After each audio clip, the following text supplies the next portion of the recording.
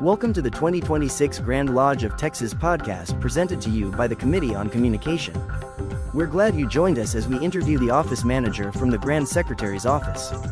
Thank you for tuning in, and we hope you enjoy the commentary and variety of topics discussed.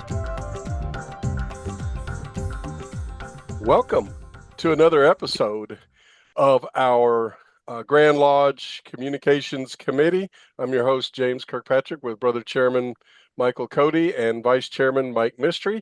Our special guest today is from the Grand Secretary's office staff, and more importantly, my friend, Dave McCam. Dave, welcome to our podcast. Tell us a little bit about yourself, where you're from, your Blue Lodge, Masonic journey so far. Sure. Hey, thanks for having me on, brethren. I grew up in Dallas, the Dallas area. My dad was chief of police of Red Oak, Texas.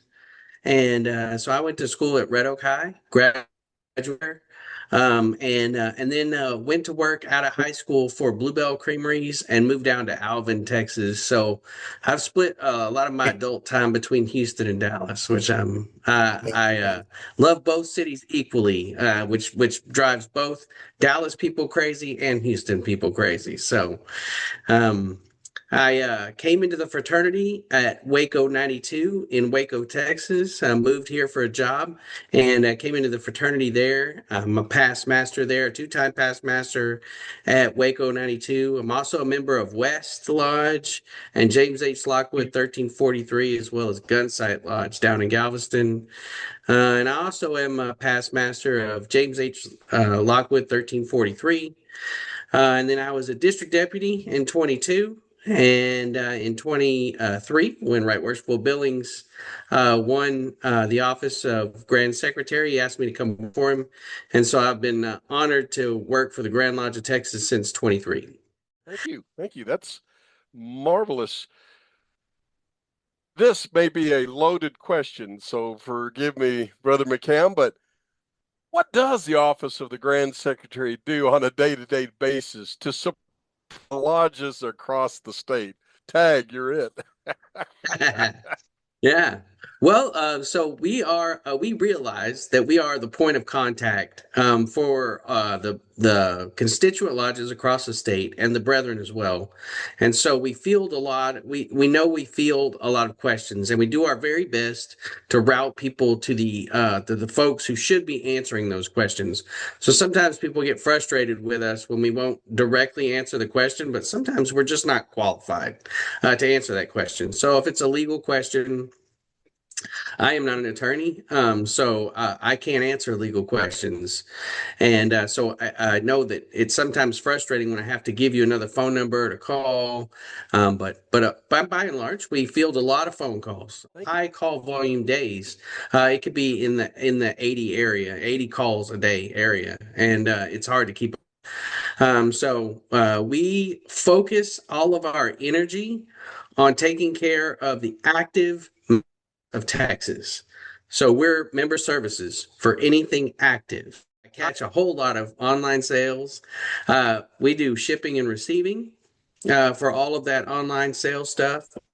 We order merchandise. So we're ordering and creating purchase orders and fulfilling those orders to the extent handing those receipts off to the Grand Treasurer to show the expenses. So we're quite busy, but we're very happy. We work diligently in the office to make sure that everybody feels taken care of, and we genuinely want to help when you call. So we hope that everybody feels cared for when they call us, and we try our best to keep up with everybody. But it's a big state with lots of members. Very well answered, Brother McCam, for that loaded question. You did a marvelous job. I consider you more of like, customer service. Anytime the chance to talk, you're always amenable to help me, and I appreciate your personal efforts, and thank you so much for everything you do. And I know that it's an easy task. I'd like to, at this point, turn the meeting over to our vice chairman for a couple of questions, Mike Mystery. My friend, can you take over for me? Absolutely. Thank you, Brother James. And Brother McKim, good to see you, sir. Last time we met was back in January. And I can attest to what Brother James just said. Every time, I know I had a lot of errands to run to the Grand Secretary's office this past January. And you and the entire staff was super helpful. So, you guys are doing a great job. Keep up doing that. Thank My you. question, my question kind of leads into the one that you just answered. What are some main questions that you guys do get approached about, common questions, I guess, from the constituent lodges? And how is it that you within the secretary's office work together to possibly getting those answered for them? Sure. Yeah, one of the things that we noticed right away is when we took the office was that technology had advanced very quickly for eternity. And then Grandview went from Grandview its original to 2.0. One of the things that we've tried to do is by and large a big question that we get is how do I do blank, right? And so what we started doing is building a database of step-by-step walkthroughs and then attaching those to the secretary's database. They know how to do those walkthroughs. So we'll get a large majority of questions that we get are, how do I add a member? I did it. I used to be able to do it this way. In this I can't figure it out. And so we just started using a software that will track our movements as we do it. We would do one, and then it shows how to do it in a step version, and it'll put it into a PDF on a step-by-step PDF, so we can just upload that to the secretary's database. And that's been one of the ways that we've been able to try to field those calls, learn from those calls, and then deliver on those calls so that might help somebody else. Great job. From your perspective, from the secretary's office perspective, what is the most rewarding part of serving the craft through the work that you and your office does? Yeah, that's a great question. Is because it is rewarding, and it has to be rewarding, or otherwise the job wouldn't be meaningful. But one of the greatest things I think I've been able to do is I'll give you a for instance. This last week, somebody called, and a brother had fallen ill, and they weren't sure how much longer he would be with us, but they knew he was due a service award, and we were able to push that service award out real quick and get it to him. And I believe it was a 65 year. And the entire team has to work together on that. That's Jimmy printing the form. That's Jeff formatting the form. It's getting the packet put together with the right pin put in the envelope and sealed, stamped, get it out on the mail. So that complete teamwork to get that delivered is real fulfilling when they get it in hand and they say, we got it, we're going to have it here, we're going to take it to him bedside and be able to deliver that service award. Those instances like that are extremely rewarding for us in the office because we genuinely care about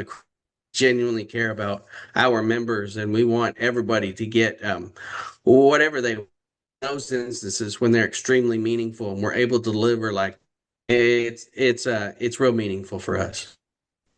Completely understand the rewarding side of that job. Brother James, back to you, sir. Thank you, Brother Vice Chairman. It is now my pleasure to recognize our chairman of the Communications Committee for the Grand Lodge of Texas, my friend, Brother Michael Cody. Thank you, James. Dave, it's great to see you. In fact, I think I concur with what Brother James and Brother Mike have said. Anytime I seem to cross paths with you, it's in a very business-oriented thing. So I appreciate you taking some time just to chit-chat with us a little bit. Okay. So going into my next question here, working with a statewide organization always, especially something as large as the state of Texas, has to bring some unique challenges. What are some things that you experience within the office that you think the brethren might be surprised that you and your staff actually are the ones doing that? I would think it's I would think that people who came to work in the office, even if for a day, and we've had volunteers come in, sometimes are shocked by the call volume that we field. Because we do field a very large call volume sometimes, and the fact that we're able to catch all the calls, um, deal with them appropriately, however it is, and move on with business, even our daily business that to keep moving forward. Like each of us have a specific job that we do in the office, as well as answering the phones. And so I would think that someone who just visited and for a day would be shocked at the volume of calls that we field. So. I can imagine, especially you saying earlier between 40 to 80, upwards of 80. I mean, not knocking close to 100 calls a day. So I want to go kind of into somewhat of a fun question, if you don't mind. We've seen from when Right Worshipful Duty served as Grand Secretary and Right Worshipful Billings currently, we see online or Facebook posts periodically that you guys have encountered some fan mail per se. What would you think is the most interesting or most humorous moment that you might have experienced in the office with some folks on the outside? Yeah, it's a great question. We actually have a full file in the office that we've titled the Nut File. And this precedes, I believe, even Right Worshipful Duty. So somebody from a time ago decided to start catching all of these nuts who send us mail, and so yeah, we get some very interesting stuff. We've gotten some prison art, and we've gotten some as you said, some religious scholars who've told us that we're on the wrong path and that we're worshiping the devil. But I think the best one that we get, the one that just blows my mind, is there is a set of letters that we get, I believe, from Kentucky, and they are made with somebody's own logo on them. It's an upside down A in a circle, and these letters are addressed to Stonewall, and it's just the most the most insane stuff you've ever read. And it's inside those letters will often be pressed flowers. So we're greeted with pressed flowers when we open them. I believe at one time he had sent in an hourglass to us. He shipped us an hourglass. Another time he had made a handmade box. It was made out of oak. So a real nice box that was stained with his logo on it.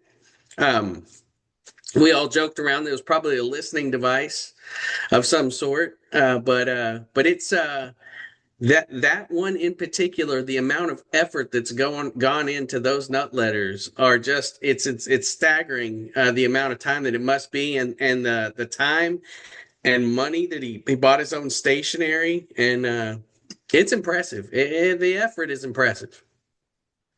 That's great. Well, much like in any clerical business, I guess you gotta have time to laugh every so often. So, Dave, I appreciate you sharing that with us. I'm gonna give it back to Brother James. Yeah, for sure. Thank you, Brother Chairman.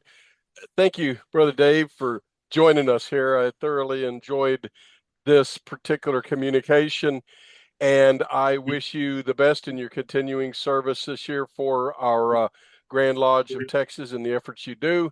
Our thoughts are with you, and our thoughts and prayers are for our Grand Master of the Grand Lodge for this year. We lift him up. We petition the Grand Architect of the Universe for the continued wisdom he shines upon our Grandmaster and upon our fraternity, and we petition his continued support for our Grandmaster as he continues to do good and great things this year. And as always, thank you for joining us. Goodbye and good night.